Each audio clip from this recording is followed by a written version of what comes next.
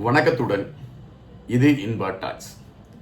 இந்த இன்பா டாக்ஸ் என்கின்ற இந்த வலையொலியில் பல விடயங்களை குறித்து அல்லது பல செய்திகளை குறித்து நாம் பேசிக் கொண்டிருக்கின்றோம். அது அமெரிக்காவை சார்ந்த செய்திகளாக இருக்கலாம், உலகம் சார்ந்த செய்திகளாக இருக்கலாம், தமிழர் தாயகத்தை மையப்படுத்திய செய்திகளாக இருக்கலாம், தமிழ் சார்ந்த செய்திகள், ஏதோ ஒரு செய்திகளை மையப்படுத்தி நாம் பயணித்துக் கொண்டிருக்கின்றோம். தமிழக அரசியல் களத்தை பொறுத்த மட்டில் இப்பொழுது தேர்தலை நோக்கி நகர்ந்து கொண்டிருக்கின்றன. ஒவ்வொரு கட்சிகளும் கூட்டணி சார்ந்த விடயங்களை குறித்து பேசிக் கொண்டிருக்கின்றார்கள். கூட்டணியே இல்லாமல் நாங்கள் தனித்து நிற்போம் என்று தன்மானத்தோடு நிற்கக்கூடிய கட்சிகளும் உருவாகி கொண்டிருக்கக்கூடிய களமாக இப்பொழுது தமிழக அரசியல் களம் மாறியிருக்கின்றது. தற்பொழுது இந்த அரசியல் களத்தின் மாற்றத்தில் யார் வருகின்ற சட்டமன்ற தேர்தலில் வென்று ஆட்சியை பிடிப்பார்? இது ஒரு பிரதான கேள்வியாக இருந்து கொண்டிருக்கின்றன. ஆண்டு கொண்டிருக்கக்கூடிய திராவிட முன்னேற்ற கழகம் ஆட்சியை பிடிக்குமா என்கின்ற பொழுது அதற்கு சென்டிமெண்டாக ஒரு விடயத்தை சொல்கிறார்கள். என்னவென்றால், இதுவரை திராவிட முன்னேற்ற கழகம் தொடர்ச்சியாக இரண்டாவது முறை ஆண்டது கிடையாது. முதல் முறையோடு அவர்களுடைய ஆட்சியை விட்டு சென்று விடுவார்கள். அதன் பின்பு போராடி அடுத்த ஆட்சிக்கு பின்பு அவர்கள் ஆட்சியை பிடிக்கக்கூடிய களங்கள் தான் தமிழகத்தில் இதுவரை நடந்திருக்கிறது. எனவே இந்த தேர்தலில் திமுக வெற்றி பெறுமா என்பது கேள்விக்குறியாக இருக்கிறது என்று இந்த நம்பிக்கையை அடிப்படையை வைத்து சில கதைகள் பேசப்படுகின்றன. இன்னொரு புறம் இந்த தேர்தல் களத்தில் அதிகப்படியான இடங்களை பிடித்து திமுக முன்பு போல ஆட்சியை தொடர்ந்துவிடும் என்று ஆருடம் சொல்லிக் கொண்டு இருக்கக்கூடியவர்களும் இருக்கின்றார்கள். ஆனால் இப்பொழுது பல ஊடகங்கள் கருத்து கணிப்புகளை நடத்தி கொண்டிருக்கின்றன. அந்த கருத்து கணிப்புகளில் சொல்லப்படுகின்ற செய்திகள் எதனை மையப்படுத்தியதாக இருக்கிறது என்கின்ற பொழுது யார் ஆட்சியை பிடிப்பார் என்கின்ற விடயத்தை மையப்படுத்திய நகர்வுகள் பரவலாக பேசப்படுகின்றன. இப்பொழுது நமக்கு கிடைத்திருக்கக்கூடிய செய்திகளை வைத்து பார்க்கின்ற பொழுது இதற்கு முன்பு வரை திராவிட முன்னேற்ற கழகம் 42% வாக்குகளை அது பெறுவதற்கான வாய்ப்புகள் இருக்கிறது என்று பலரும் பேசிக்கொண்டு இருந்தார்கள். ஆனால் தேர்தல் நெருங்க ஒவ்வொரு நாளும் தமிழக வெற்றி கழகம் உயர்வான ஒரு தளத்தை நோக்கி நகர்ந்து கொண்டிருக்கிறது என்பதுதான் இப்பொழுது பல கருத்து கணிப்புகள் எடுத்து வைத்துக் கொண்டிருக்கக்கூடிய செய்தியாக இருக்கிறது. இதுவரை 42% வாக்குகள் கிடைக்கும் என்று சொல்லப்பட்ட திராவிட முன்னேற்ற கழகம் தற்பொழுது 31% வாக்குகளை தான் நெருங்கி கொண்டிருக்கிறது என்கின்றது பிரபலமான ஊடகங்கள் நடத்தி கொண்டிருக்கக்கூடிய கருத்து கணிப்பு. இங்கு பல விமர்சனங்கள் இருக்கின்றன. அந்த விமர்சனங்களை மையப்படுத்திய செய்திகளை நாம் பார்க்க வேண்டியிருக்கிறது. தற்பொழுது தமிழக வெற்றி கழகத்தின் தலைவர் விஜய் அவர்கள் மீது கடுமையான விமர்சனங்களை எடுத்து வைக்கிறது திராவிட முன்னேற்ற கழகத்தை சார்ந்தவர்கள். அவர்கள் எடுத்து வைக்கக்கூடிய விமர்சனங்கள் எப்படி எடுத்து வைக்கிறார்கள் என்றால், நேரடியாக எடுத்து வைப்பதில்லை. அவர்களுடைய கட்சி சார்பில் ஏதாவது ஒருவரை அவர்கள் ஒவ்வொரு வலையொலிக்கும் அல்லது ஊடகங்களுக்கும் அனுப்புகிறார்கள். மூத்த பத்திரிகையாளர் அல்லது செய்தியாளர் என்கின்ற போர்வையிலே ஒருவரை அனுப்பி வைக்கிறார்கள். அவர்கள் அந்த விவாதங்களில் கலந்து கொள்ளக்கூடியவர்கள் விஜய் அவர்கள் மீது கடுமையான விமர்சனங்களை எடுத்து வைக்கிறார்கள். அப்படி விமர்சனங்களை எடுத்து வைக்கக்கூடியவர்கள் எதனை மையப்படுத்திய விமர்சனங்களை எடுத்து வைக்கிறார்கள் என்று பார்க்கின்ற பொழுது, விஜய் அவர்கள் செய்தியாளர்களை சந்தித்தாரா? பல பிரச்சனைகள் இங்கு நடைபெறுகின்ற பொழுதெல்லாம் அமைதியாக பனையூரில் இருந்துவிட்டு நேரடியாக முதலமைச்சர் ஆவேன் என்று சொல்லக்கூடிய களத்தை விஜய் அவர்கள் எடுப்பது என்பது தமிழக அரசியல் களத்திற்கு பெரும் சோகம் என்று கடுமையான விமர்சனங்களை விஜய் அவர்கள் மீதும் அவருடைய கட்சியின் மீதும் வைக்கிறது திமுகவும் நாம் தமிழர் போன்ற கட்சிகளும். உண்மையிலே இங்கு பல கேள்விகள் எழும்புகின்றன.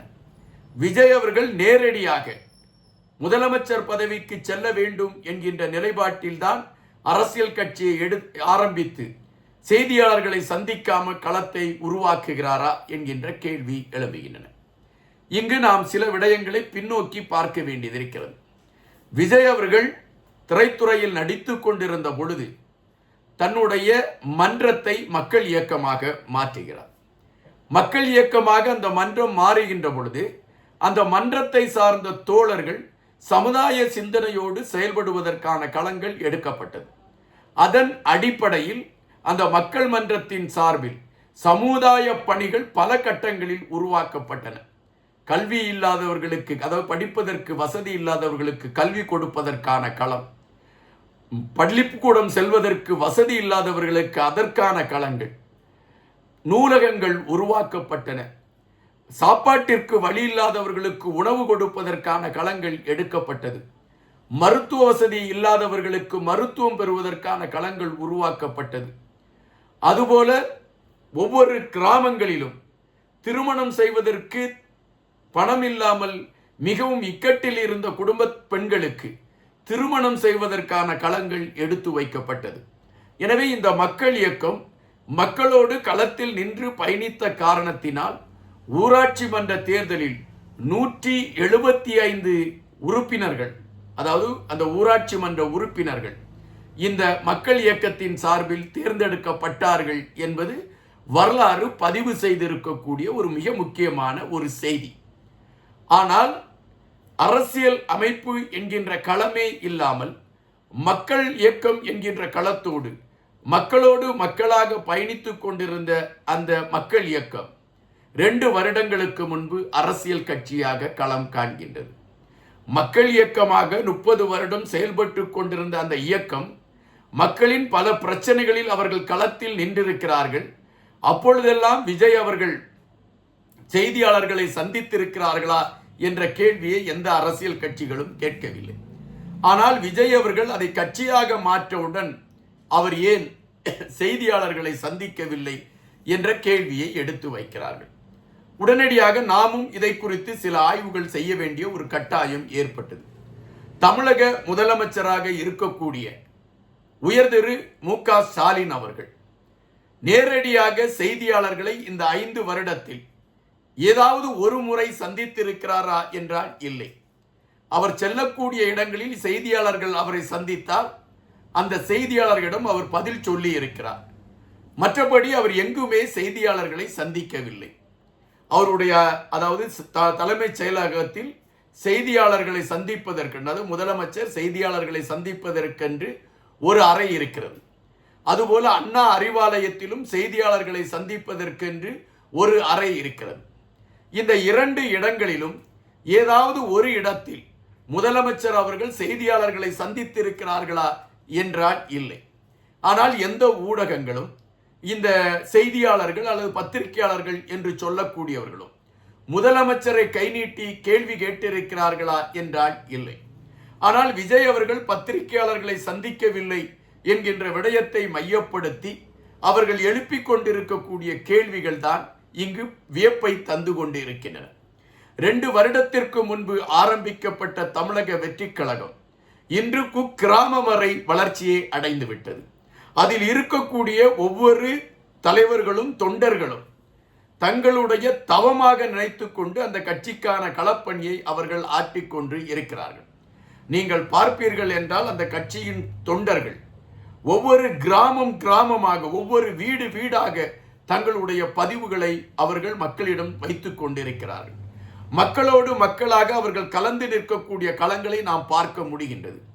ஆனால் இங்கு செய்தியாளர்களை சந்தித்தால் மட்டும்தான் அது அரசியல் கட்சி என்று அங்கீகரிக்கப்படும் என்று குறிப்பிடுகின்றார்கள். ஒவ்வொரு தலைவர்களுக்கும் ஒவ்வொரு வழிமுறை இருக்கும். சீமான் அவர்களை பொறுத்தமட்டில் தன்னை விளம்பரப்படுத்திக் கொள்வதற்கு அவருக்கு சரியான களம் இல்லை.